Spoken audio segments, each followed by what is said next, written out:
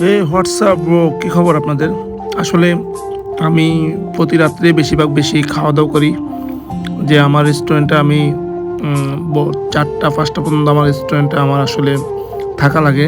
কারণ আমার উত্তরা, সিলেটের বা ধানমন্ডির হিসাব কিতাব ওদের হোয়াটসঅ্যাপে আমার মেমোগুলা দেয়, আমি ওগুলো দেখি।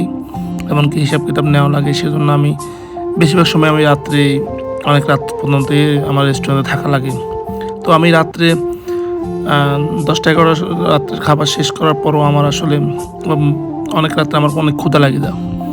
তখন আমি বিভিন্ন রেস্টুরেন্ট থেকে, আমার এতগুলো রেস্টুরেন্ট থাকার পরও আমি বিভিন্ন রেস্টুরেন্ট থেকে আপনার বার্গার, পিৎজা অর্ডার করে আমি খাওয়া দাওয়া করি। এমন যেদিন আমার বার্গার, পিৎজা খাইতে ভালো লাগে না, ওই দিন আমি আপনার পুরান ঢাকা চলে যাই বিউটি লাচ্ছি খাওয়ার জন্য বা বিরিয়ানি খাওয়ার জন্য। আর আরেকটা কথা হচ্ছে যে আমার জীবনে সবচেয়ে বেশিরভাগ সময় আমি বেশিরভাগ খাওয়া দাওয়া বেশি আমার খুব পছন্দ।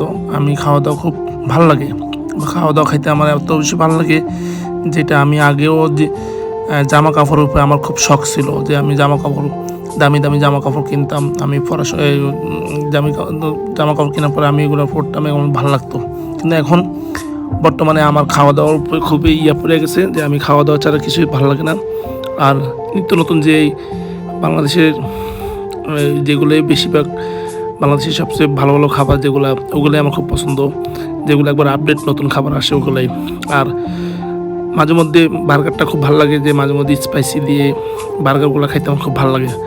আর বার্গারগুলো আসলে আমার বেশি টাইমলি খাইতে ভালো লাগে না, আমি শর্টকাটে খাওয়া খুব পছন্দ করি। যে অনেকে আছেন একটু ভাব নিয়ে খায়, 2 ঘন্টা, আধা ঘন্টা, 1 ঘন্টা কাটায়। আমি আসলে যে একটা বার্গার খাইতে আমার সর্বোচ্চ 2 মিনিট লাগবে।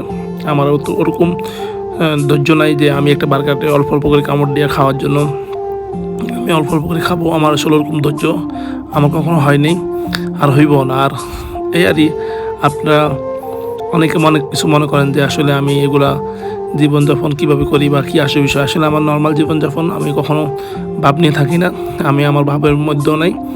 আর এই আরই সবাই আমার জন্য দোয়া করবেন আর আমার সাথে থাকবেন, আর আমার জন্য বেশি বেশি করে দোয়া করবেন। আল্লাহ হাফেজ, টাটা, বাই বাই।